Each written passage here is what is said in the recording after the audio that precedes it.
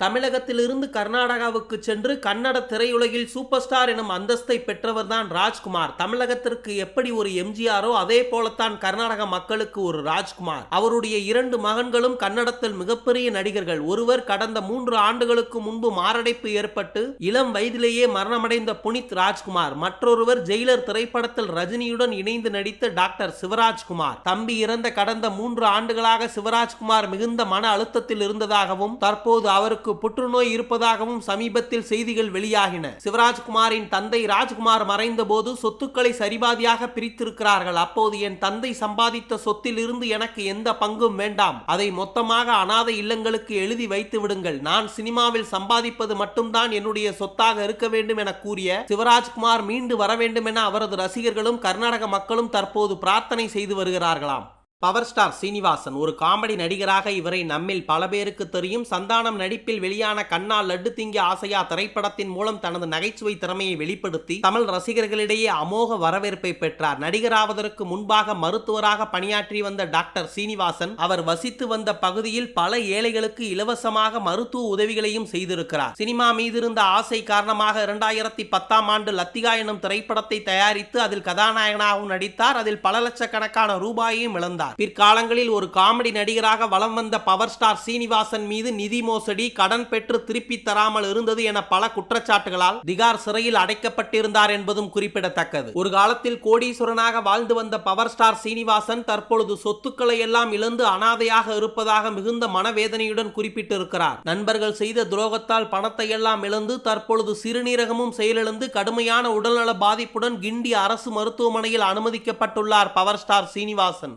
சத்யன் தமிழ் சினிமாவில் ஒரு காமெடி நடிகராக இவரை நம்மில் பல பேருக்கு தெரியும். கோவை மாவட்டம் மாதம்பட்டியில் ஜமீன்தார் குடும்பத்தில் பிறந்தவர்தான் சத்யன். இவரது முன்னோர்களுக்கு அந்த கிராமத்தில் 1000 ஏக்கர் வரை சொத்து இருந்ததாம். அந்த காலகட்டத்தில் ஜமீன்தார் முறை ஒழிக்கப்பட்டதால் இவர்களது சொத்துக்கள் அனைத்தும் அரசுடைமை ஆக்கப்பட்டது. மேலும் இவர்களுக்கு இருந்த ஒரே ஒரு அரண்மனையையும் சத்யனின் தந்தை சென்னைக்கு குடிபெயர்ந்ததால் அந்த அரண்மனையை ஒரு கேரளாவை சேர்ந்த தொழிலதிபருக்கு விற்றுவிட்டார்களாம். சத்யனின் தந்தையும் நடிகர் சத்யராஜும் அங்காளி பங்காளிகள். மேலும் நடிகர் சிவகுமார், சூர்யா, கார்த்திக் இவர்கள் அனைவருமே காமெடி நடிகர் சத்யனுக்கு மிக நெருங்கிய உறவினர்கள். சொத்தை எல்லாம் விற்றுவிட்டு சினிமாவில் படம் எடுக்க வந்த சத்யனின் குடும்பம் ஒரு காலகட்டத்தில் மிகவும் ஏழ்மையான நிலைக்கு தள்ளப்பட்டது. ஊரே மெச்சும் அளவுக்கு வாழ்ந்த சத்யனின் குடும்பத்திற்கு தற்போது அந்த ஊரில் ஒரு சிறு இடம் கூட சொந்தமாக இல்லையாம். அதனால்தான் சத்யன் ஒரு நடிகராகவும் தமிழ் சினிமாவில் அறிமுகமானார். தற்போது நடிகர் சத்யன் எந்த திரைப்பட வாய்ப்புகளும் இல்லாமல் வருத்தப்பட்டு வருவதாக நடிகர் சத்யராஜே அண்மையில் ஒரு பேட்டியில் குறிப்பிட்டிருக்கிறார். இயக்குனர் ராஜ் கபூர் ஒரு நடிகராகவும் இயக்குனராகவும் இவரை நம்மில் பல பேருக்கு தெரியும். நடிகர் பிரபு கனகா நடிப்பில் வெளியான தாலாட்டு கேட்குதம்மா திரைப்படத்தின் மூலம் இயக்குனராக அறிமுகமானவர். நடிகர் அஜித்தை வைத்து அவள் வருவாளா, ஆனந்த பூங்காற்றை உள்ளிட்ட பல திரைப்படங்களை இயக்கிய ராஜ் கபூர் ஒரு நடிகராக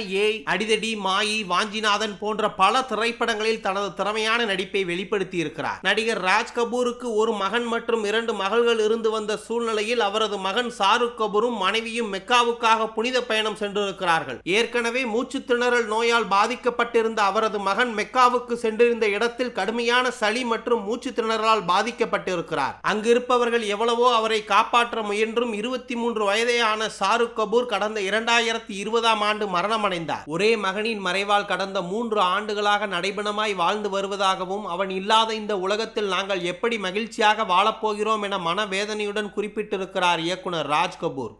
கோட்டா சீனிவாசராவ் திரையுலகில் ஒரு நடிகராக மட்டுமல்லாமல் ஆந்திர அரசியலில் எம்எல்ஏவாகவும் பணியாற்றியவர். தமிழ், தெலுங்கு, மலையாளம், கன்னடம், ஹிந்தி என பல மொழிகளில் குணச்சித்திர கதாபாத்திரங்கள் மற்றும் வில்லன் கதாபாத்திரத்தில் நடித்து மிரட்டி இருக்கிறார். தமிழில் 2003ஆம் ஆண்டு விக்ரம் நடிப்பில் வெளியான சாமி திரைப்படத்தில் பெருமாள் பிச்சை என்னும் கதாபாத்திரத்தில் இவர் நடித்த வில்லன் கதாபாத்திரம் தமிழகமெங்கும் ரசிகர்களால் கொண்டாடப்பட்டது. அதனைத் தொடர்ந்து விஜயுடன் திருப்பாச்சி திரைப்படத்தில் சனியின் சகட கதாபாத்திரத்தில் மிரட்டி இருப்பார். சினிமாவில் மிகப்பெரிய அளவில் சாதித்த கோட்டா சீனிவாசராவ் தற்போது நடைபெணமாக வாழ்ந்து வருகிறாராம். தனது ஒரே மகன் ஆசைப்பட்டார் என்பதற்காக வெளிநாட்டிலிருந்து இறக்குமதி செய்து ஒரு புதிய பைக்கை வாங்கி கொடுத்திருக்கிறார். குடும்பத்துடன் கோவிலுக்கு இவர் காரில் செல்லும் போது மகன் முன்னால் பைக்கில் சென்று கொண்டிருக்க எதிரே வந்த வாகனம் மோதி தன் கண்முன்னே தன் மகனை பறிகொடுத்தார் கோட்டா சீனிவாசராவ். அப்போதிலிருந்து அவர் மனதளவில் மிகவும் பாதிக்கப்பட்டு விட்டாராம். 81 வயதாகும் இவர் பெயர், புகழ், பணம், சொத்து, சுகம் இவை அனைத்தையும் சம்பாதித்திருந்தாலும் தனது ஒரே மகனை இழந்து விட்டோமே என தினம் தினம் கண்ணீர் வடித்து வருகிறாராம்.